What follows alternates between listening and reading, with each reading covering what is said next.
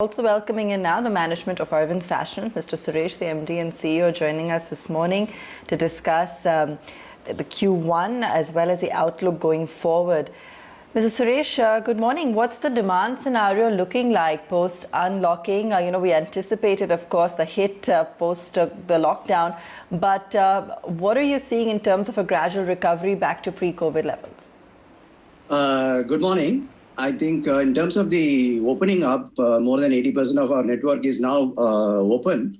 And what we are now seeing is a gradual improvement. If you really look at starting from the month of June, when we had around 25% of sales on the last year levels, we have now moved up to 50% in the month of August. And I think there's a steady claim every week. So we expect anything between 8 to 10% improvement in sales going into September, and hopefully I think by the time we reach Dusshera and Diwali, we'll be pretty close to 70% of last year's levels. Okay, and in order to boost sales perhaps ahead of festive season, are you looking at any special means in terms of offers, discounts, or even really building things up on the online digital front? No, I think we are doing excellently well in digital space. You may know that we as a company has believed in technology and invested in technology ahead of time. I think that is giving us great results. In fact, if you really look at our own online platform, now.com, we are able to increase our sales almost 3x post-lockdown. And of course, we also do exceedingly well with online platforms like Amazon, Flipkart, and Myntra, where some of our brands like US Polo are leading players. So definitely online push will continue. And it's not just selling in e-commerce. We also generate a lot of digitally enabled sales for the stores, which also helps to improve the productivity of the stores. I think the focus is to not so much on discounting, but more on the availability and service to the customer, and also making the range available to the customer as widely as possible. There could be one odd promotions, but we are not looking at discounts.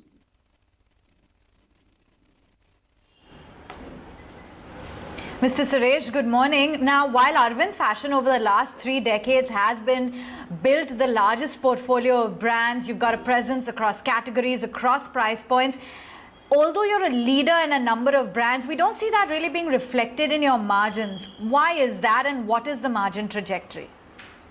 No, I think as we were building the portfolio, we had added quite a few brands. And then, as you know that, whenever you have a range of brands, many of them in their initial part of the life cycle, you get impacted on overall margins. We have some very profitable brands, which we call as power brands, which pre-COVID were on a double-digit EBITDA. That EBITDA used to get impacted by some of our emerging brands, which were starting new and scaling up. What we have done last year is to have a very hard relook at our portfolio, taken a call to exit few brands, really limit our portfolio to 7 strong brands, which each of them have a market-leading position like US Polo, Tommy Hilfiger, Calvin Klein, Gap, Sephora, Flying Machine. So very strong set of brands which we will focus on. And we also done a lot of work in terms of completely de-risking our business model for Unlimited, our value channel. So I think between these 7 brands plus de-risked Unlimited, I think we have a good portfolio now to deliver better margins, which is similar to our power brands margin at the company level.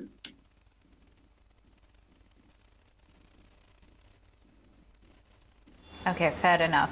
Has COVID opened up the opportunity for the omni-channel game? Do you think that we are seeing a structural shift and an incremental towards online platforms? I know you spoke about your digital strategy, but a lot of players that we speak to say that an omni-channel presence is of prime importance, and just surviving solely on digital will not suffice. You spoke about Now. Tell us about this overall omni-channel model of yours. How much revenues you're deriving from both of these streams, and whether or not you're going to continue with this going forward?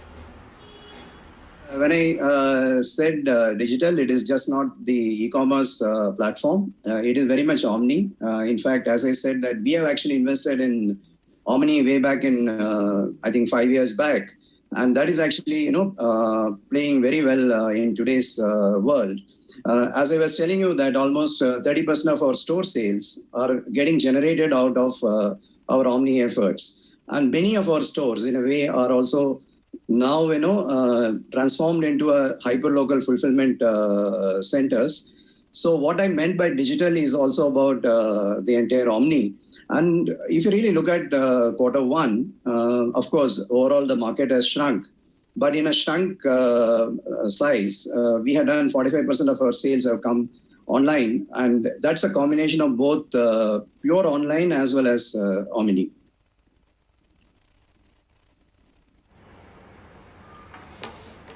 Sure.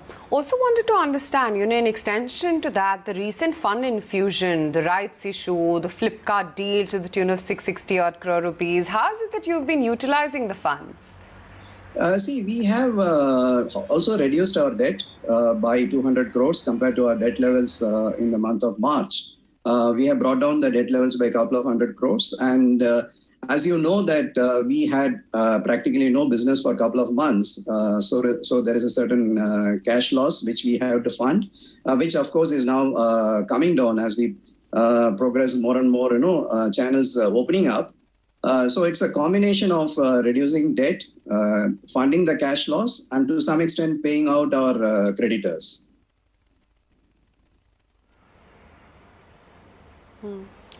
So with the mainstay focus really being on cutting back costs and reducing debt, would you be expanding to other brand categories, or would you be staying with the mainstay brands for the company, the power brands as you call it?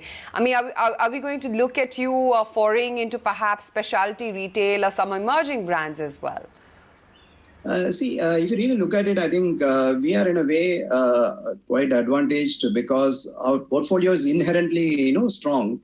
For categories which are actually recovering faster post-COVID. Because we are a leader in casual wear, and I think it's no secret that it's casual wear which is selling well today. And we have very strong casual brands, whether it's US Polo, Gap, Tommy Hilfiger. So I think that is one big advantage we have. And we have an excellent portfolio of kids wear as well.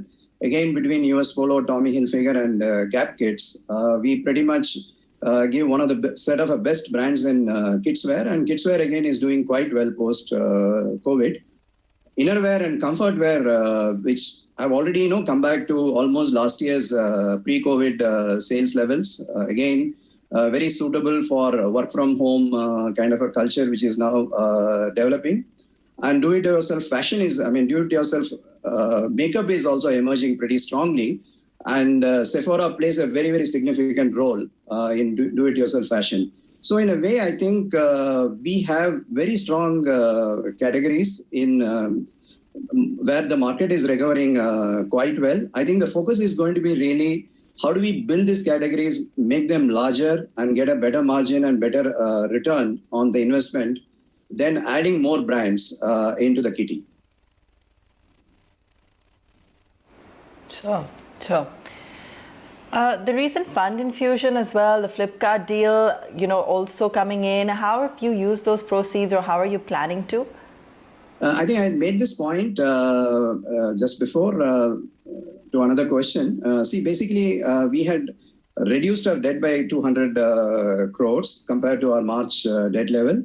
Then we have a certain cash loss as a result of no operations in the first 2 months of the quarter. So that we need to fund. Plus paying out some of our creditors, again, because we didn't have any collection for a couple of months. We had built up some stretch creditors, which we had to pay out. So we have actually spent on these three accounts.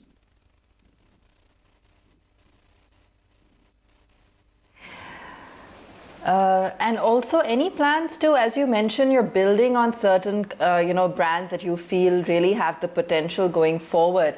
Any that you're looking to exit as well, or anything that you feel is not working in right now or in the near future? I think we have done that last year.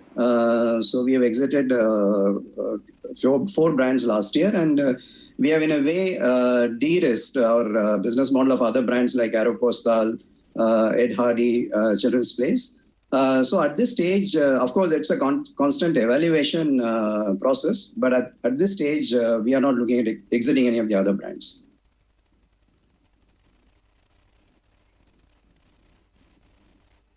All right, we'll leave it there then. Thanks so much for joining us this morning. Thank you. We're going to take a very quick break. Back in just a moment.